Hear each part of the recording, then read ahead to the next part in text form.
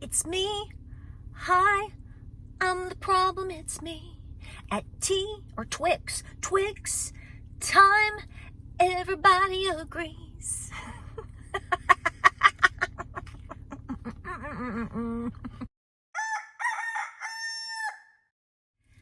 Oh, good afternoon. Welcome to Appalachia's Homestead. Do you need a Snickers?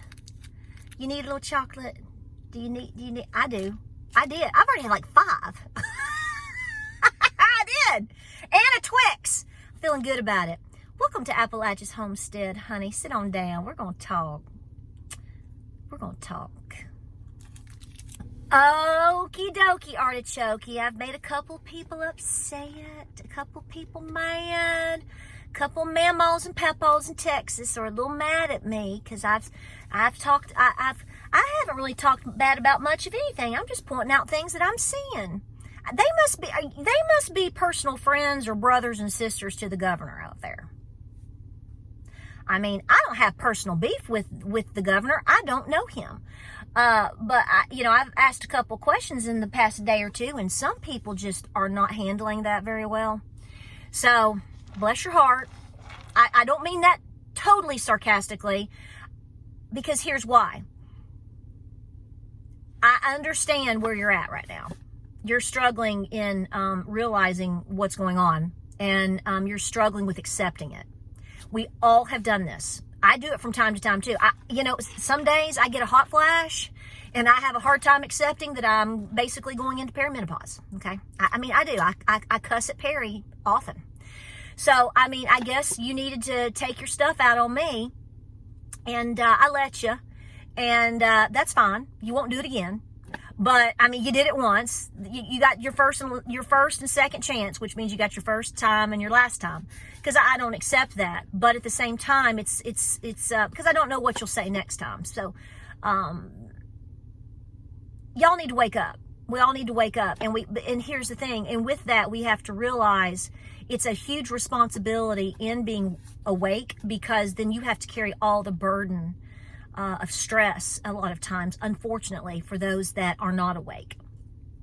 We have to be the lifeline of support mentally and emotionally for a lot of people, because they are not used to seeing the things that they're seeing. Especially, think about it, especially if you're my parents' age. My parents are 65.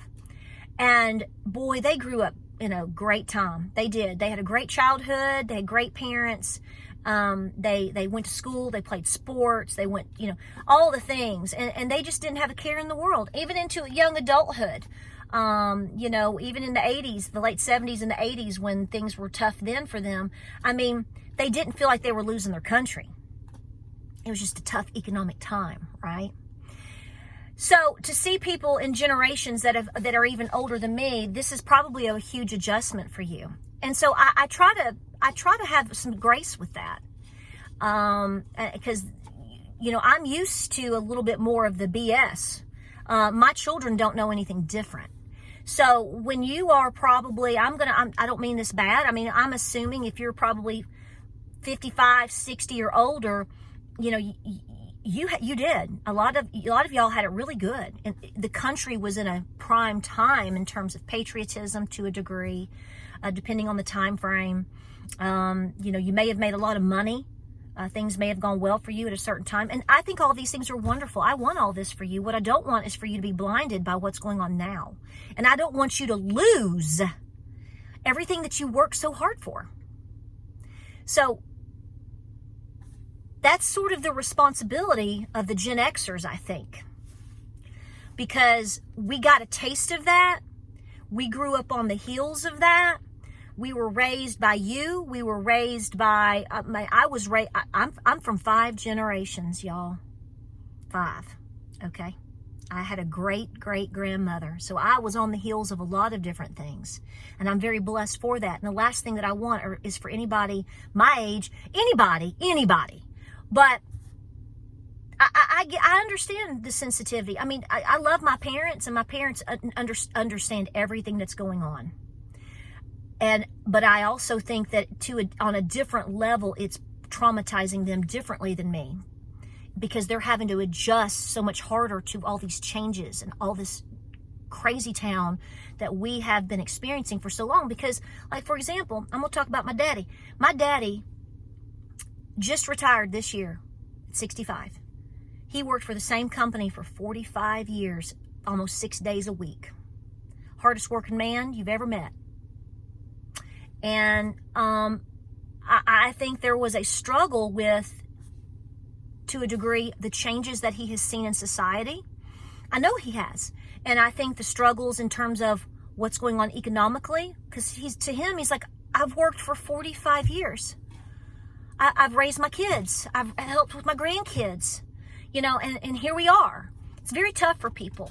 So I just want you to know that, 2 or 3 of you tried to eat my shorts, and I gave you some grace.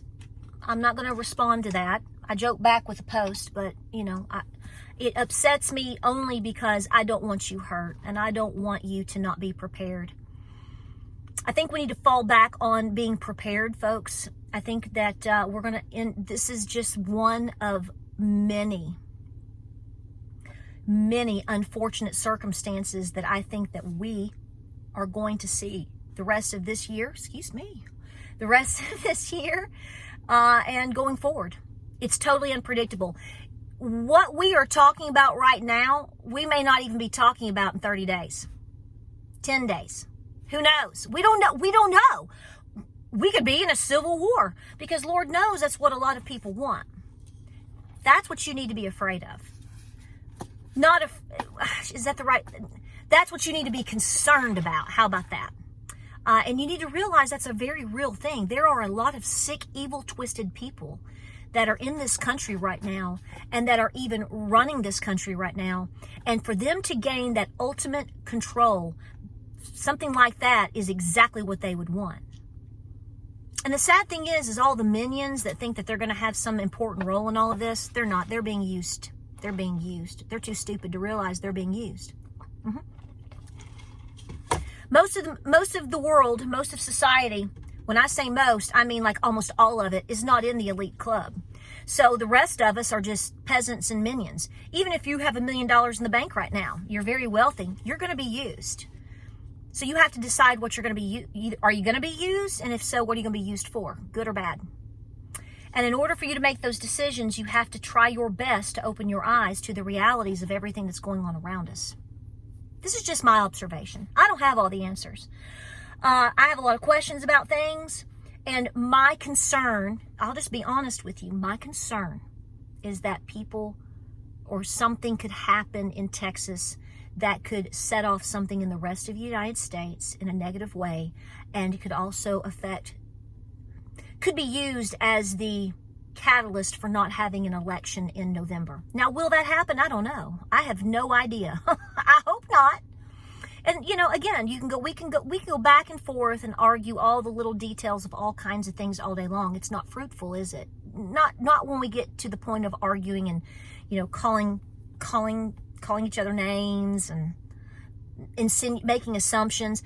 And, a lot of people don't even want to take the time to read or listen. See, you can't have conversation, and you can't get along, and you can't unite if you're not even willing to at least read something when somebody posts it. Read the context of it. Read it. Or at least listen. People just want to run with their own narratives and what they want to believe. We all can be guilty of this at times. I fight that with myself. And a lot of you like to just tear me up and say, well, that applies for Trump too. You are right. Clear your ear, because I just agreed with you. You're right. You're right. You're totally right. Totally right. I agree with you.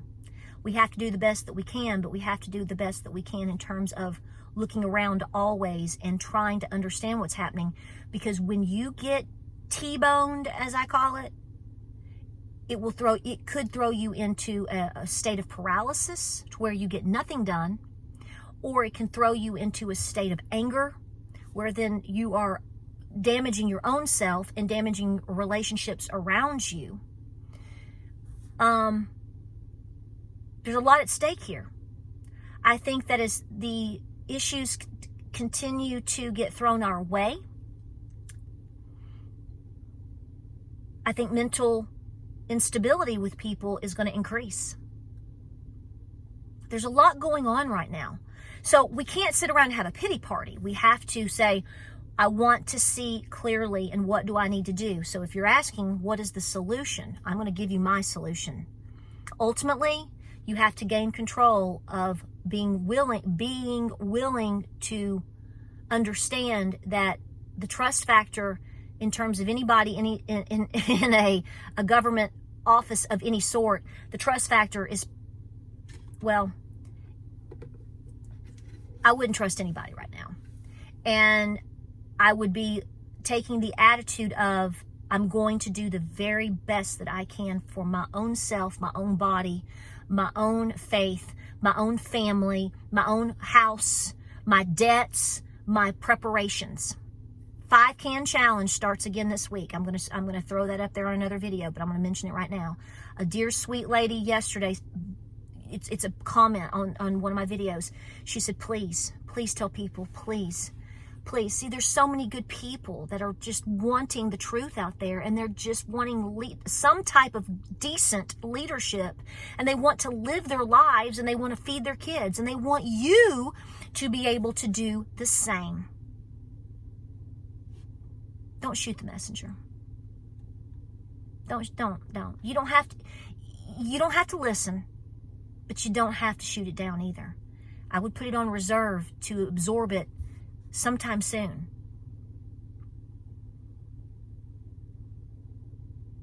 If they really wanted to do something in Texas, there wouldn't be all these gaps open, right? That's what I'm hearing. You tell me. You tell me. I mean, all I know is if I was over something and something major was happening in my area with people underneath me, under my wing, under my care, the last thing that I would be doing in the middle of a crisis would be planning business trips out of the country. You may not agree with that. You may say, well, it's okay, and because that's fine. I don't agree with that. I think optics is everything. I think being present is everything. You have to be present. You have to be present. You just can't pick and choose when you want to be present. If it's really a crisis situation that could absolutely throw the entire country into chaos, could it? I mean, could that not be forming some type of constitutional crisis? It's kind of a big deal, I think. So I want you safe, and I want you under the best leadership possible. And I want you to be your own leader. I want you to be leading your home and leading your family and be a leader in your preparations. And to find the spirit and the motivation to do that, you have to wake up first. That's the way I see it. Somebody's not going to agree. That's fine. But all I can say to you is that I'm doing my best from what I see and from what I feel to look out for you, for all of us. I don't know what else to say to that. What else can we say? We deserve better. You deserve better. And you're justified in being upset, but you just are going to have to find a way to harness that and make sure it's going in the right direction. A little girl with a Tennessee ball cap on YouTube didn't invade your border. Little girl sitting here drinking a Propel isn't causing a constitutional crisis in this country. I didn't cause the inflation. I didn't cause COVID. I didn't cause January 6th. Think about it. Nobody sitting here caused any of this. None of us did. So where should you be directing your issues? That's all I'm saying. And again, I have to remember these things too. We're just human. But I want you mentally, physically, and spiritually in check. And I don't want these things to pull you under, because believe me, it's done it already to a lot of people. And it's only going to get worse. I'd like to tell you I think that it's going to get better, but I think it's going to get worse before it would ever get better. And so this is why I tell you to study your history, study your ancestors, figure out who you are, and to prepare as much as you can. Because the more that you can direct yourself inward and prepare your family, the more control you're going to feel, the better you're going to feel, the better you're going to be. Should there be a crisis, you're going to hang in there a little bit longer than others. But in order to get those goals met, you have to handle this first. And this applies to anybody, anywhere, with everything. Okay? It really breaks my heart to see people struggling like they are, because I know they don't deserve it. A lot of people will say, oh, you Americans deserve what you're getting. No, we don't. People around the world don't understand that there's a great difference. It's so silly, because a lot of them come from corrupt countries, and look at their governments and look what their people are, look what their governments are doing to them, and they want to blame the I'm like, listen, we're all in the same boat here. Okay, maybe yours is just a little more blatant right now, but not much anymore. But we have to realize that a very small minority of people is what has perpetrated all of these problems on the rest of us. It's not we the people. It's not the people of Texas. It's not the people of Tennessee. It's really not even a lot of the people in what we think are blue states. You know what? I bet you a donut that fundamentally this country, and we know, is probably far more conservative overall than it would ever be blue. I believe that, especially now. But they have to change the optics of that and make you believe something different and change the narrative. There's some Looney Tune places, I know. Believe me, I know. And even with that, there's some good people in that. So we just have to do the best that we can. Face the truth and prepare your home. That's the only way you're going. Praying, prepping, and being peaceful. And keeping that head down, going forth strong. Guys, that's the only answer at this time. Please be safe. And next time somebody wakes you up to something, before you react, maybe chew on a Twix for a few minutes and think about it. You'll feel better. I promise. Like, subscribe, and share. I love you. Some of you are mad at me. Like, just a couple. That's okay. I guess this is the role I'm supposed to be today. I'm supposed to wake you up. I don't know. I'm just going to go with it. We're going to go with it. Keep pressing forward. And get those cans on those pantry shelves. I have a video coming up on that. I love you so much. I do. God loves you too. Jesus loves you. Guaranteed. Like, subscribe, and share. God bless. Godspeed. We'll see you on the next video. Okay. You want Twix? I got Milky Way. I'm having a Snickers. This little bag of mixed Valentine's candy, like I said, costs $9,362 or something like that.